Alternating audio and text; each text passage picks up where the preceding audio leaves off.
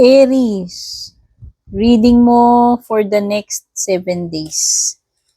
Kung ano mang petsa dumating sa'yo to, doon pa lang magka-count yung 7 days mo. Timeless reading naman lahat ng reading ko, so regardless ng month or year pa makarating sa'yo to.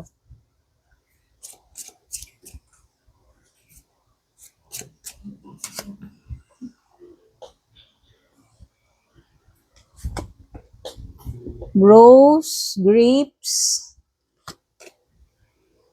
dark woman. April, merong something dito related sa month ng April.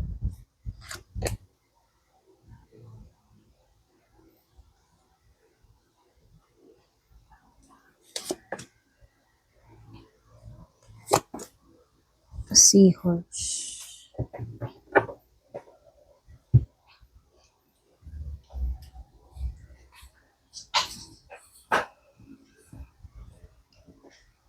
Mga family-related na activities or mga pwedeng problema to, pwedeng occasions, pwedeng may mga importanteng gagawin, pwedeng reunions, so family matters.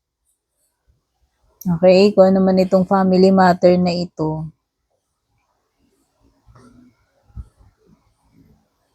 May mga asikasuhin ka siguro related sa loved ones, sa family, or sabi ko nga kung meron mang mga problem, concern, or reunions, pwede rin naman, family, mga okasyon, pwede rin nadadaluhan with family or relatives.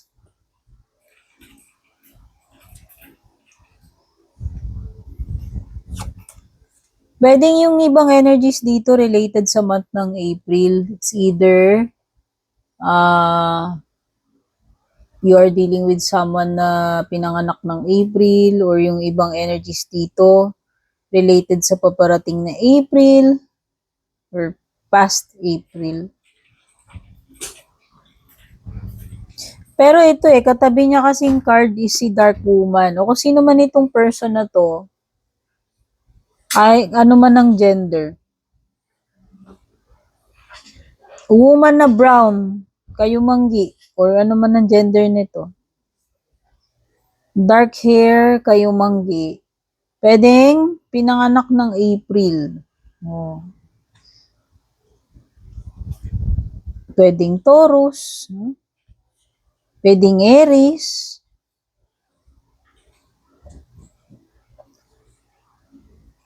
Yun, may mga problem na nga mariresolve. Kung ano man itong mga problema mo, etong week na ito, andun yung mariresolve yung mga problem. Manunumbalik na yung kaayusan, yung harmony. Siguro kung nai-stress ka, magulo isip mo, problematic ka, or very chaotic yung mga nakaraang araw sa'yo, etong next 7 days somehow, magkakaroon ka ng peace of mind, ng relaxation, no? Mas magiging mapayapa, tahimik. Kasi nga, mababawasan na yung mga stress mo kasi nga mariresolve yung mga problema. Ayan, magkakaroon ka ng time para makapag-relax, to go out and have fun itong next 7 days. And merong kilig moment. Ayan, may romance. Romantic encounter, date. No, meron yan next 7 days.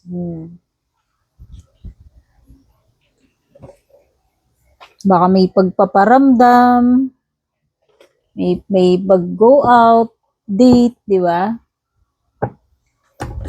Pag-uusap,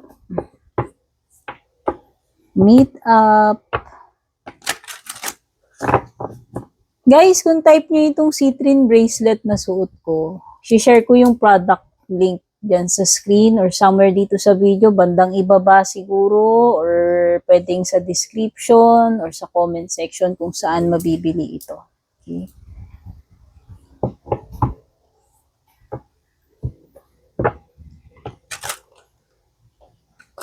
Ang cute nga parang magkaterno sila. Yung card na ginamit ko, tsaka yung yellow. private reading, mag-PM kayo sa FB page ko. Yung link ilalagay ko dyan sa nakapin sa comment section or sa description ng bawat video ko. Kung sa YT kayo nanonood. Sa FB naman, ingat kayo doon. Basta yung purple tea na pupuntahan nyo sa FB dapat meta verified, may check sa dulo. Marami po kasing fake na gumagaya sa akin kahit sa ang platform. Kaya wag kayong mag-accept ng mga friend request ng mga fake na gumagaya sa akin or mga message nila, wag niyong pansinin. Kasi hindi po ako magme-message sa inyo. Okay?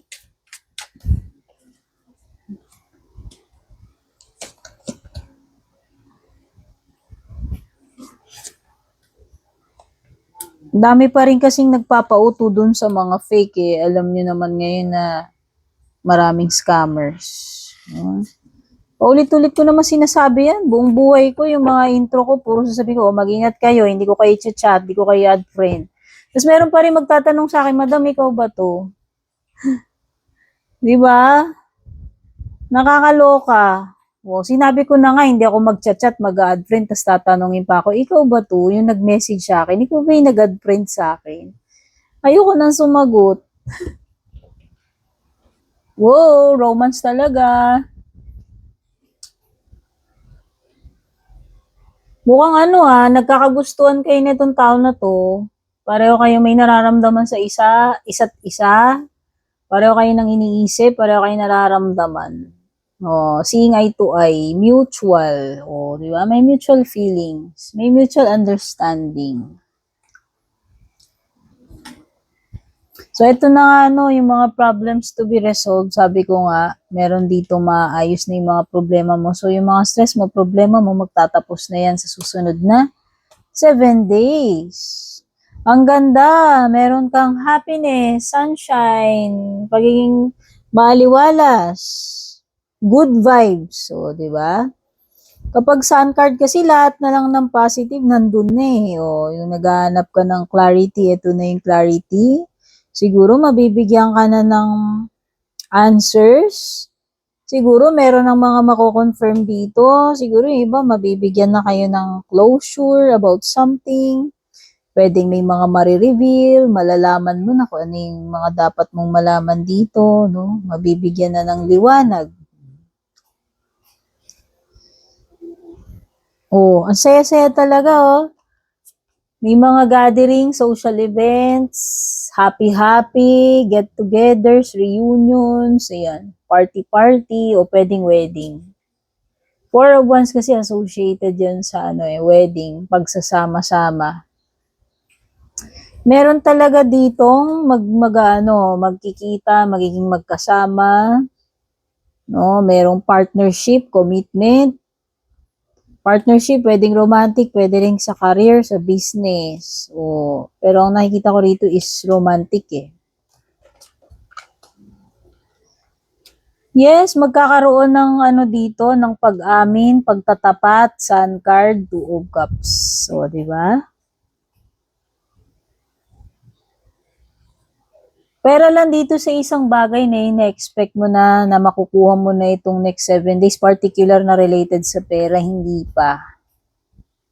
Okay? Baka ma-delay or hindi mo pa yan makukuha. Hindi mo pa aanihin eh.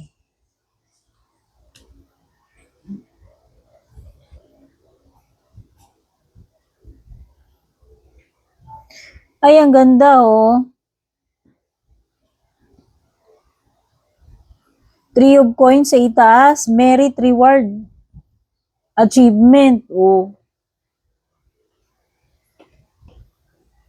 Meron ka ditong job well done, Aries. Ikaw ang matutuwa sa'yo siguro sila dahil sa gagawin mo or kung may impress mo yung boss mo rito. Makikita nila yung talento mo, yung skill mo, makikita nila kung gaano ka kagaling. So, ito ay performance level, di ba? So, yan, pwede ito mga merits, rewards, compliments, successful na mga gagawin kasi merong collaboration, teamwork, no? Sabihin successful yung magiging outcome kasi may unity. Tulong-tulong kayo, okay?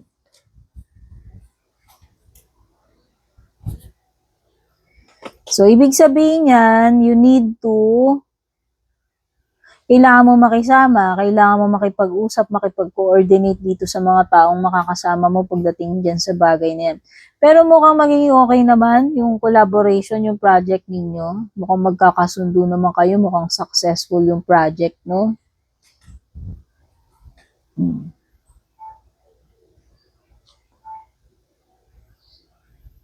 Oo, kasi ipagse-celebrate ninyo yan eh.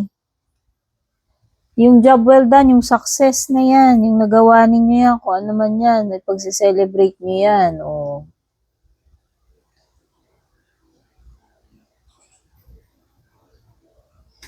Pagdating sa love life, yun na nga, meron ditong namumuong attraction, connection, or pwedeng pag-oo, pagsagot, pwedeng pagpasok sa relationship, commitment, date, pagtatagpo, mutual feelings, pag-uusap, pareho niyong gusto isa't isa eh.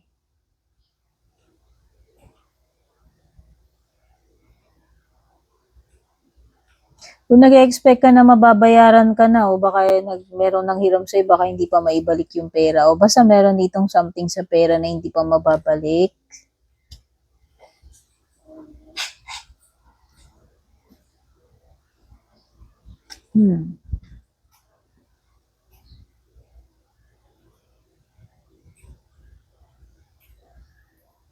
Maganda to kasi the sun is smiling sa you eh. In terms of career, in terms of money, in terms of love life, all will be well, happy.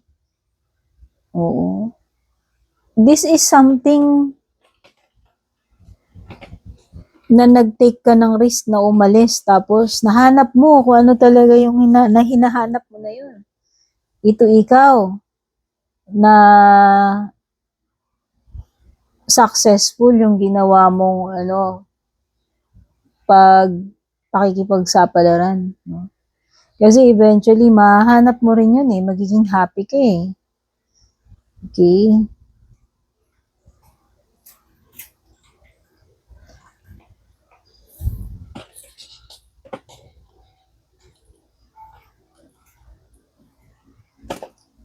So, ayan. Kung ano man itong next 7 days will be very happy, fulfilled, kompleto. Wala akong nakikita mabigat na problema rito eh.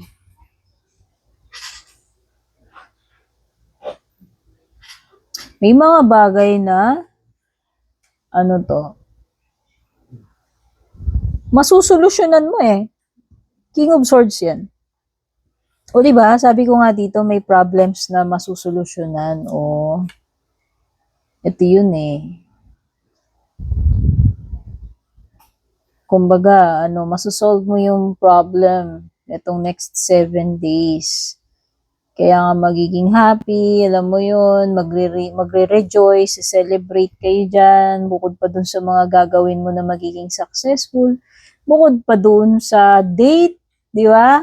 Romance, ang dami magaganda, makakapag time to go out ka pa, socializing, party, have fun. Wala na akong masabing pangit dyan. Okay, itong mga next cards, closing messages or question. Mag-isip ka ng isang question na nasasagot ng yes or no. Habang nag-iisip ka, i-pause mo muna yung video. Tapos i-unpause mo na lang pag ready ka nang marinig yung sagot. Isa lang. Simple lang na question yung nasasagot ng yes or no.